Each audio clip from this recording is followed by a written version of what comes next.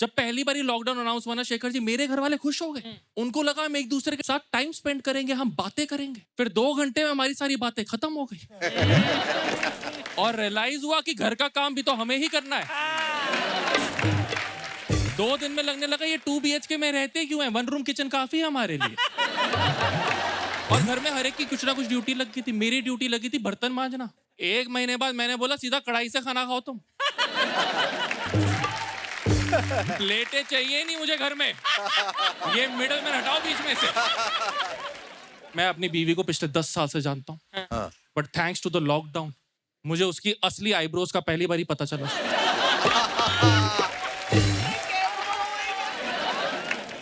देखो मैं तो बनता भी नहीं आईब्रो पे जज करने वाला, मेरी खुद की यूनिब्राउ है।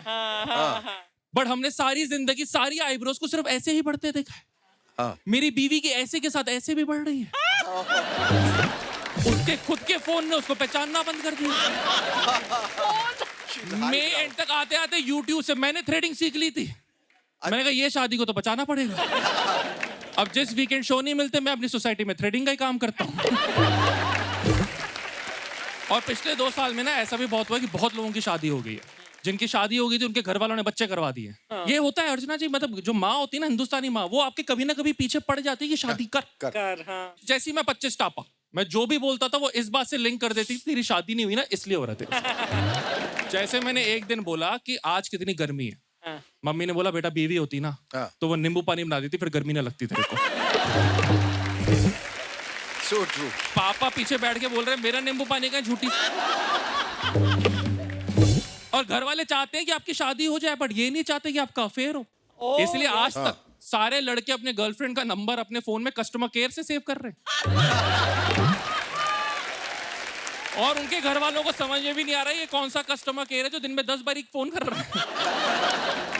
और जो सारी लड़कियां हैं वो अपने बॉयफ्रेंड का नंबर सुरेंद्र भैया के नाम से सेव कर रही हैं। सुरेंद्र को पता ही नहीं उसकी 5 करोड़ बहनें बैठी हुई हैं। अगर आपको लव मैरिज कर रही है ना, आपके लिए सबसे बेस्ट चीज है कि आपके किसी कजन ने पहले कर ली हो। कोई फिर घर वाले कुछ नहीं बोल सकते। क्यों अगर उन्हें कंप्लेंट कर दी तो आप बोल दोगे कि मामे के बेटे की शादी में तो बड़ा नाच रहे थे, तब 10-10 रुपए बाहर रहे थे, मेरी बारात में आपको क्या दिक्कत आ रही है।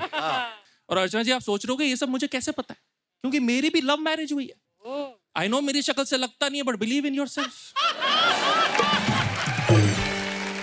जो लोग ज्यादा तालियां बजा रहे हैं उनको ज्यादा लग रहा है हाँ भाई इसकी होगी तो हमारी भी हो ही जाएगी। बट शेखर जी मेरी पता है शिकायत क्या है कि लोग ना इंडिया में यही बात करते रहते हैं कि अरेंज मैरिज में एडजस्ट करने में टाइम लगता है। कोई ये नहीं बता रहा कि लव मैरिज में भी बहुत टाइम लगता है। लाइक मेरी बीवी और मैं जब हम डेट कर रहे थे, हम दोनों का झगड़ा होता था, हम चिल्लाते थे एक दूसरे पे तू भाड़ में जा तू भाड़ में जा। फिर दोनों अपने अपने घर चले जाते थे। फिर हम डेटिंग ऐप डाउनलोड कर रहे हैं, लेफ्ट स्वाइप मार रहे हैं, राइट स्वाइप मार रहे हैं। हफ्ते बाद टीवी पे कुछ कुछ होता है, मैंने कहा अंजलि तो वही है कॉल करो उसको। शादी के बाद हम मुंबई में 1 BHK में रहते थे। झगड़ा होगा भी तो बंदा बाहर में जाएगा कहां पे। इंसान कब तक बाथरूम में छुप के बैठ सकता है। मैं तो मजाक नहीं कर रहा, हमारे लिविंग रूम में एसी तक नहीं था। झगड़ा होता था खुद ही दोनों दूसरे को सॉरी बोलते थे कि दोनों को बेडरूम में सोना है। एसी। जब हम डेट कर रहे थे, हम बाहर लंच के लिए जाते थे, हम ऑर्डर करते थे sandwich with strawberry milk shake, और फिर एक दूसरे से पूछते थे कि मीठे में क्या खाओगे। शादी के बाद मेरे घर में सब कुछ हेल्दी हो गया। मेरे घर में ब्रेड भी आ रही है तो multigrain. Even my intestines are like भाई बाहर निकालना क्या है। ये सब तो चाहिए होता है शरीर को, कुछ कचरा तो खा मेरे भाई। बट मेरे हिसाब से जब आपकी शादी होती ना, चाहे अरेंज मैरिज हो चाहे लव मैरिज हो, सबसे मुश्किल चीज है ना एडजस्ट करना। वो है अपने होने वाले सास ससुर को मम्मी पापा बुलाना। Oh my God, yes. मैंने मेरी बीवी ने सोचा हम प्रैक्टिस कर लेते हैं। मेरे सास ससुर मेरे सामने है, मेरी जुबान पे आ ही नहीं रहा। मैंने उनको देखा, मैं कहा ये नहीं है मेरे मम्मी पापा।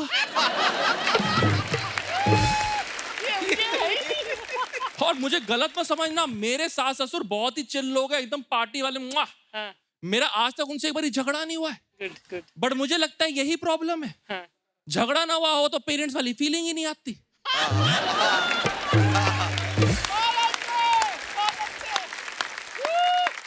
अपने खुद के घर में मेरा लाठी चार्ज हो रखा है। अभी पिछले दिसंबर मेरी और मेरी माँ की लड़ाई हुई। मैंने कहा आप मुझसे प्यार नहीं करते, मैं घर छोड़ के जा रहा हूँ। माँ ने बोला चला जा साले, तू वैसे ही अडॉप्टेड है। अच्छा। मैंने बोला मैं अडॉप्टेड कैसे हो सकता हूँ, आपकी और मेरी शक्ल मिलती है। हाँ। उन्होंने बोला तेरी प्लास्टिक सर्जरी करवाई थी ताकि तेरे को पता ना चले, अब दफा हो जाए यहाँ से। और झगड़ा तो बहुत बड़ी बात होगी, बहुत बड़ी बात होगी। मेरे सास ससुर ने आज तक मेरे साथ बहस नहीं करी है। मैं उनके घर लंच पे गया, मैंने दाल खाई, खाते ही पूछा हाँ, कि दाल में नमक कम नहीं लग रहा। मेरी सासू माँ नमक ले आई, वो दाल पे मिक्स करके पहले खुद खा रही है, कह रही बेटा ये परफेक्ट है, अब तुम खा लो। मैंने एक बारी अपनी माँ को बोला कि दाल में नमक कम नहीं लग रहा, उन्होंने कहा सब्जी में ज्यादा मिक्स करके खा जाओ। पर शेखर जी, अर्चना जी, 28 साल की उम्र में मेरी शादी हुई थी। अब पहले 28 साल तक मैंने सिर्फ एक ही माँ बाप बोले, अब 29 साल में तुम बोल दो 2 माँ बाप हो जाए। मैं बीवी के पास शादी से पहले गया, मैंने कहा देख मुझसे तो नहीं बोला जा रहा तेरे पेरेंट्स को मम्मी पापा। उसने बोला मैं तेरे पेरेंट्स को नहीं बोल पा रही। मैं कहा परफेक्ट। तो इसी बात पे हमारा एग्रीमेंट साइन होने लगा। बट साइन करते करते मुझे पता चला कि मेरे फादर इन लॉ के पास 4 और प्रॉपर्टीज है।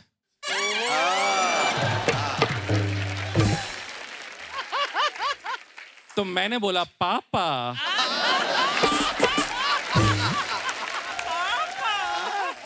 दाल में नमक कम नहीं लग रहा आपको? अब मैं उन्हें पापा मम्मी बुलाता हूँ तो मेरी बीवी को, मेरे पेरेंट्स को पापा मम्मी बुलाना पड़ता है। और मैंने ये नोटिस करा है, जो एक कपल जब होता है ना, वो दोनों पापा मम्मी कर रहे होते हैं, साथ में जो दोस्त होते हैं उनको समझ में नहीं आ रहा होता किसके पापा ने क्या कर रखा है। सही बात। दोस्त तो छोड़ो यार, कभी कभी पापा मम्मी कंफ्यूज हो जाते हैं। मैं एक बारी पापा से बात कर रहा था, ओरिजिनल वाले, तो ओरिजिनल। हाँ। तो मैंने उनको बोला हाँ कल मम्मी मार्केट गई थी, पापा मम्मी का झगड़ा हो गया। मम्मी रूम पे आए चिल्लाते हुए, मैं कब गई थी मार्केट में? मैं कहा आप नहीं गए थे, नई वाली मम्मी गई थी। नई वाली मम्मी। माँ ने बोला इसीलिए तू अडॉप्टेड है, दफा हो जाए यहाँ से।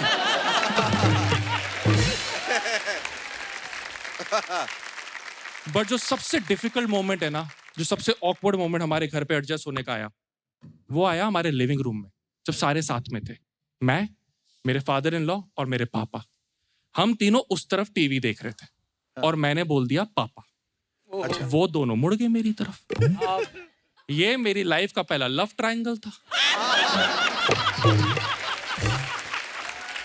जिसमें I am the centre of attention. मैंने अपने फादर इन लॉ की तरफ देखा, उनकी आंखों में तो हाँ बेटा बताओ क्या काम है। मैंने अपने पापा की तरफ देखा, उनकी आंखों में था कुत्ते। कुत्ते। अगर आज मेरी जगह तूने उनको बुला लिया तो तेरे साथ बागबान मैं कर दूंगा। फिर मैंने पापा को आंखों में बताया कि उनकी 4 और प्रॉपर्टीज हैं। तो मेरे पापा ने मेरे फादर इन लॉ की तरफ देखा और बोला अरे ये आपको ही बुला रहा होगा, मुझे तो ये अंकल बुलाता है।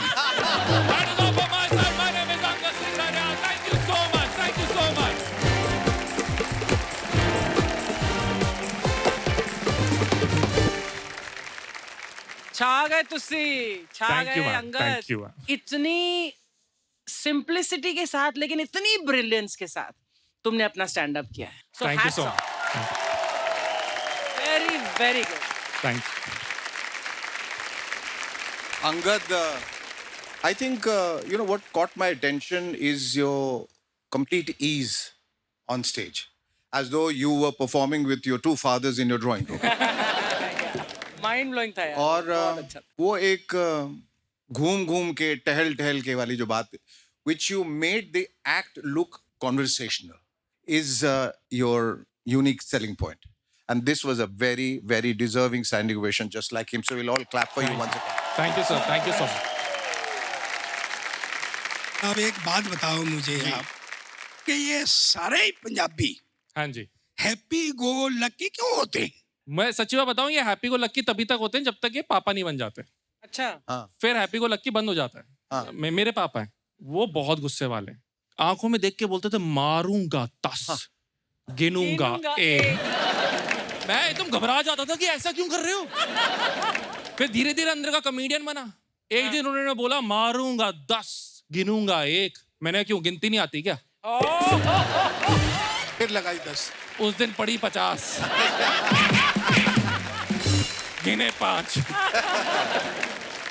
अंगद ये बताइए कि पंजाबी मतलब पंगड़ा, पंजाबी मतलब लस्सी, दारू, छोले भटूरे, राजमा, ये इससे आप लोग इरिटेटेड हो जाते हैं थोड़ा सा? नहीं, मैं इरिटेट इतना नहीं होता हूँ क्योंकि छोले भटूरे और लस्सी तो मुझे पसंद है। हाय हाय। बट कुछ ना पॉजिटिव स्टीरियोटाइप भी बड़े हैं हमारे साथ जुड़े हुए। हाँ। जिस तरह की हम एकदम ब्रेव हैं, हम किसी से डरते नहीं, निडर हैं।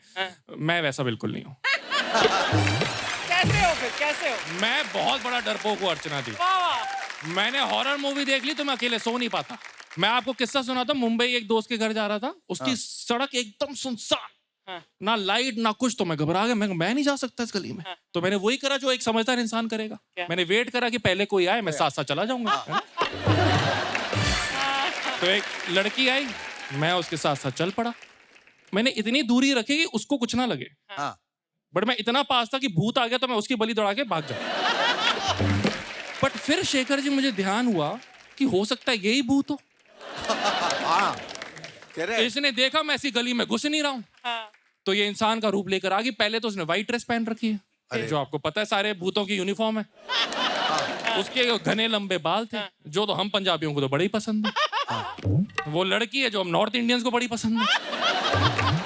मुझे तो यकीन होने लग गया ये भूत ही है। मैं पत्थर ढूंढने लगा, वो मुड़ गई। मैंने कहा गए भाई, हो गया काम। कहने लगी सर मुझे पता है, यहाँ मुझे डर लग रहा था, थैंक यू, आप मेरे साथ है, मेरी रक्षा करी आपने। मैंने कहा मैडम जी प्लीज, ये तो हम पंजाबियों का फर्ज होता है।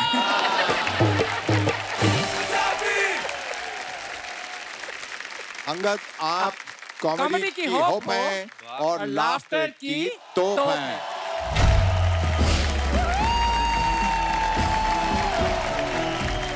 Congratulations! Thank you so Well much. done, very well done.